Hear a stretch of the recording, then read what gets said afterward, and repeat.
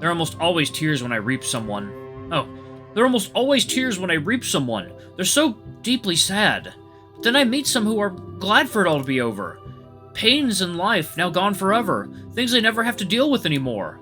This pain is what I'm speaking of. You want to learn about sorrow? I mean, you're the Reaper. You should know all about that.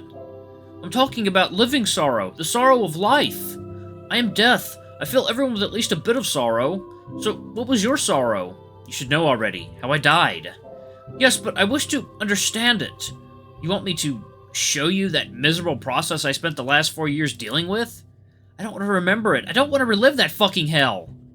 I understand your trepidation. Truly, this is a massive ask. But please, just let me see. You don't have to watch yourself. The wolf claps his paws together, begging. Do I want to see it again? Do I want to see it all over? Do I want to see her again? Closure. That's all I want here. Maybe it'll reveal something. Maybe it'll show something different. Fine, just don't expect me to be too enthused. Memento's tail wagged heavily, sending petals flittering left and right. My deepest thanks, sir! Memento snapped his digits again. Again, the world swirled into a vortex, going back. I wonder if I made the right choice here. One day I noticed lumps that dotted the back of my neck. Thought nothing of it then. Cysts, perhaps. They'd go away eventually. They never did. I called my doctor and I was assigned a hematologist. The waiting. God, the endless waiting. It was nothing. I'd be fine. The result returned.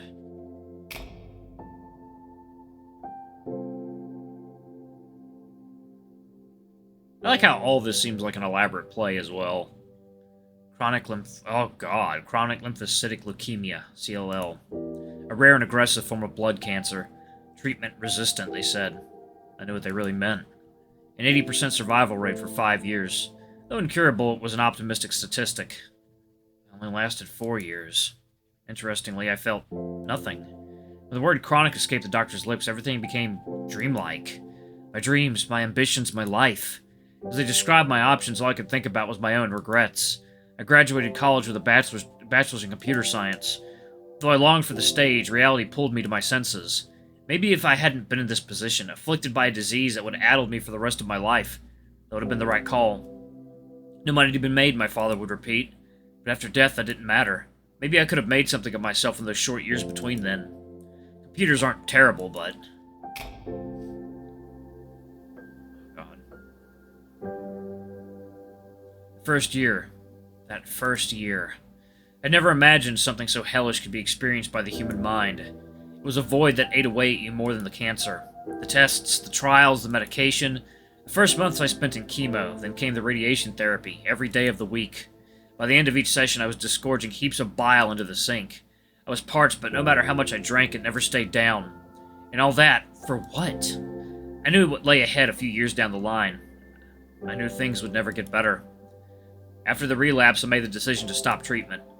Year 2, things had gotten worse physically, but my mind, on the other hand, I think I'd accepted it by that point. One day, there was bleeding under my skin. My platelet count was dangerously low. It'd been my first of many emergency room visits for the rest of my short life. It was getting more aggressive. My lymph nodes were so bloated they felt like rocks grafted beneath my skin. The first visit to the emergency room, I thought it'd finally be the end. Sadly, they managed to save me and put me back in a stable enough state to rest. God. Days spent in the hospital room were long and arduous. Second, y'all. Water time. Man, this is a heavy damn game. I would often think back then about my time with theater buddies and how everything was so close-knit. But after each play, invariably, some pieces of the group would fade off, a way to pursue other interests. Even Stella, who stuck by me since 3rd grade, vanished unexpectedly. But one day I saw her again. Apparently, she had heard about my condition through mutual friends. Unlike me, she was positively radiant, glowing brightly like the star she was. We chatted together, reminiscing on days long past. She was doing pretty well for herself, not on Broadway, but apparently doing some commercials on television. She described all the new people she got to meet, all the hope for a bright future laid out before her. She was happy. She had hope. She had a dream that was within her grasp. She talked about wanting to star in a movie, and how she'd make sure I got some role in it as well. Thanks for the pity, but I think I'll pass. I don't believe I'd be all that great, I'm afraid. Kinda hard to be a good actor when you're, well, dying. You're pretty fortunate you get to do all these things. I'd hate to bring you down. You're a lucky girl, Stella. More than you could ever know. She gave me a peculiar look. Ah, sorry, I think the meds are messing with me. Well, be sure to ask your doctor about that. We lingered for an awkward beat before she spoke again. I'm really sorry, but I need to go. I'll be sure to visit you again soon. She hugged me. It was great catching up with you, Mori. I nodded. Yeah. Such a lucky girl. So fucking lucky. Hospice care came by the 3rd year. At this point, I was a dead man walking. Though, amid my deterioration before the coming expiration date, they sure treated me nicely. Games, free massages, and end-of-life consultation. Not too shabby, I don't think.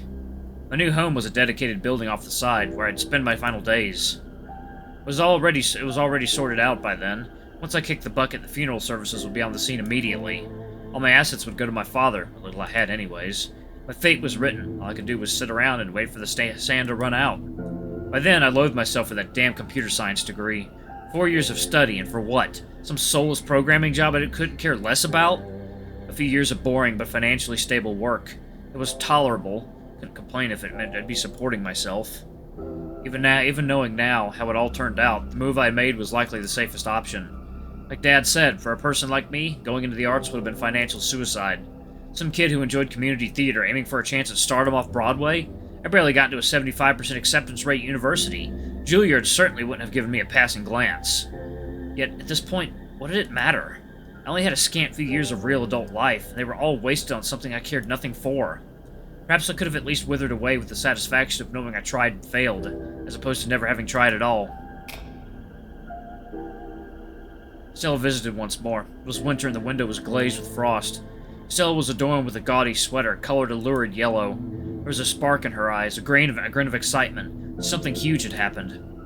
You seem happy. I got it! I got the part! Oh, did you now? Her voice rang out like a tropical bird. My agent managed to shoo my way into a pretty big movie, Mori.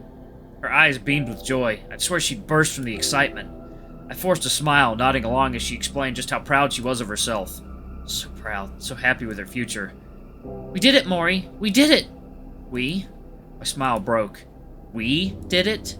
Stella, I know I'm dying, but come on, you don't need to bullshit me. Her expression froze and she chuckled nervously. Well, Is that what you came here to tell me? About the exciting new life you get to live? I thought that'd make you happy. You know, water time.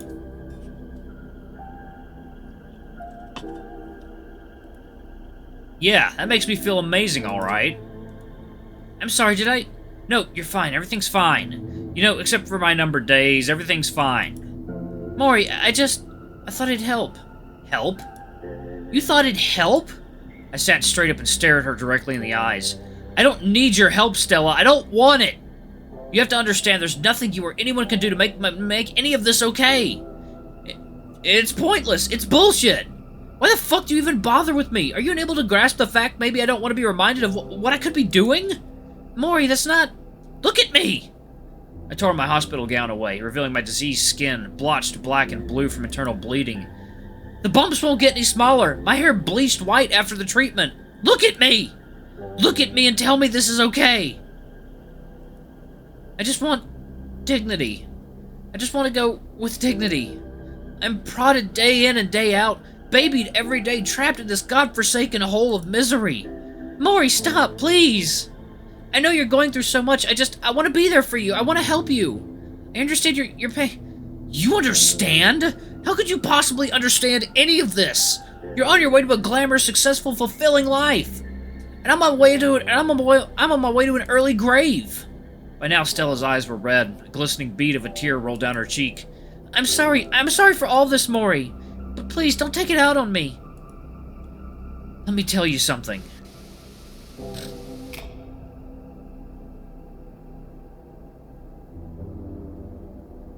Did I feel satisfied? Maybe a bit. Like some justice had been earned. It was the most pathetic thing you could imagine. I pushed her away, made sure of that. Then I knew I shoved the last person who I cared, even a little, away for good. I was well and truly Truly.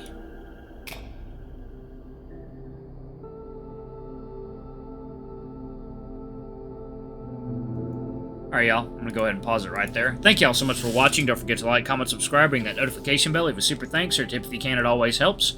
Until the next video, I love you all. I'll see you next time. Bye-bye!